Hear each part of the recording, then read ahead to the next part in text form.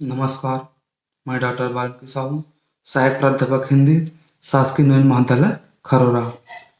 आज हम देवनागरी लिपि के नामकरण के आधार पर बात करेंगे और इसके माध्यम से हम देवनागरी लिपि के नामकरण के संबंध में प्रचलित विविध मतों से अवगत हो सकेंगे। भारत की प्राचीन लिपि ब्राह्मी से गुप्त लिपि का आविर्भाव 4वीं सदी ईस्वी सन में हुआ। इस गुप्त लिपि से विकसित कुटिल लिपि से 8वीं-9वीं सदी ईस्वी सन में देवनागरी लिपि का उद्भव हुआ, किंतु इसका नाम देवनागरी क्यों कर पड़ा, इस संबंध में विद्वानों में मतभेद है। ओझा जी के अनुसार नागरी नाम कब प्रसिद्धि में आया यह निश्चित नहीं है, परंतु तांत्रिक काल में नागर नाम प्रचलित था।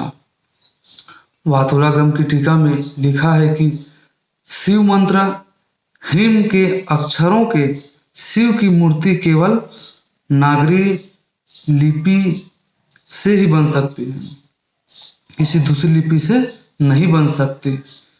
इससे इतना तो स्पष्ट होता है कि प्राचीन तांत्रिक युग में देवनागरी के लिए नागर नाम प्रचलित था, किंतु यह नाम क्यों पड़ा, इस पर कोई प्रकाश नहीं पड़ता है। राधे श्याम शास्त्री का मत है कि देवताओं की मूर्तियां बनने के पूर्व त्रिकोण चौकोन आकार के यंत्रों के मध्य अंकित सांकेतिक चिन्हों के द्वारा उनकी पूजा होती थी। इन त्रिकोण चौकोन आकार के यंत्रों को देवनगर नाम से अभिहित करते थे। देवनगर के मध्य अंकित अनेक प्रकार के सांकेतिक चिन्ह कालांतर में उन नामों के प्रथम अक्षर माने जाने लगे और देवनगर के मध्य उनका स्थान होने के कारण उनका नाम देवनागरी हुआ। इस मत के संबंध में ओझा जी ने लिखा है कि वह लेख बड़ी गवेषणा पूर्ण और युक्तियुक्त अवश्य है, किंतु जब तक यह सिद्ध नहीं हो जाता कि जिन जिन तांत्रिक पुस्तकों से अवतरण उद्धृत हैं वे वैदिक साहित्य के समय के पहले के या कम से कम मौर्य काल के पहले के हैं, तब तक इस मत को स्वीकार नहीं किया जा सकता। कुछ विद्वान यह मानते हैं कि नागरी लिपि का सर्वप्रथम संबंध नागर ब्राह्मणों से था, इसलिए यह लिपि नागरी कहलाई, परंतु ऐतिहासिक आधार अथवा प्रमाण के अभाव में इस मान्यता को स्वीकार करना असमीचीन प्रतीत होता है।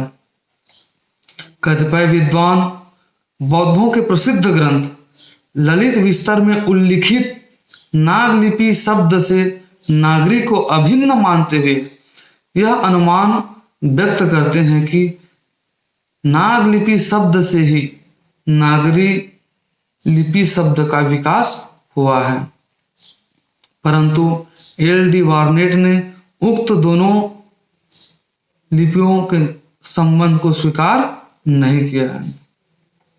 इसके अतिरिक्त नागलिपि शब्द से नागरी लिपि शब्द की रचना के समर्थन में कोई तर्क दिखाई नहीं देता है। इस संबंध में एक मत यह है कि प्रारंभ में नागरी लिपि का प्रयोग नगरों में ही होता था, इस कारण नगर की लिपि नागरी कहलाने लगी।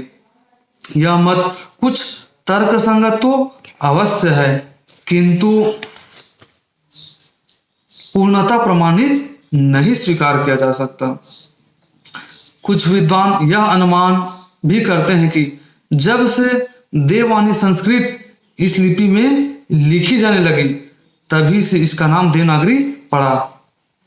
इस मान्यता से देव शब्द की सार्थकता पर तो कुछ प्रकाश पड़ता है, किंतु नागरी शब्द की सार्थकता स्पष्ट नहीं होती। विद्वानों का एक वर्ग इसे देवनगर अर्थात काशी में प्रचलित होने के कारण इसका नाम देवनागरी होना मानते हैं। डॉक्टर धीरेन्द्र वर्मा के अनुसार देवनागरी या नागरी नाम के कारण अनिश्चित है। डॉक्टर बाबूराम सक्सेना और कुछ अन्य विद्वानों के मत भी इसी प्रकार के हैं। 8वीं 9वीं सदी ईस्वी सन में कुटिल लिपि का सर्वप्रथम परिष्कार पाटलिपुत्र नगर के नागरों अर्थात चतुर पंडितों ने किया हुआ होगा। इस कारण इसे कुटिल लिपि के विपरीत सब प्रकार से सुंदर, पूर्ण और लेखन के उपयुक्त समझकर जनसामान्य ने नागरी शब्द से सम्मानित किया। तब इसे देववाणी संस्कृत के साम्य पर देवनागरी कहने लगे।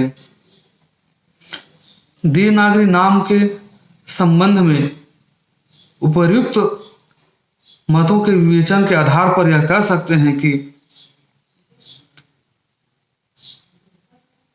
किसी ठोस अनुसंधान एवं विद्वानों में मतैक्य के अभाव में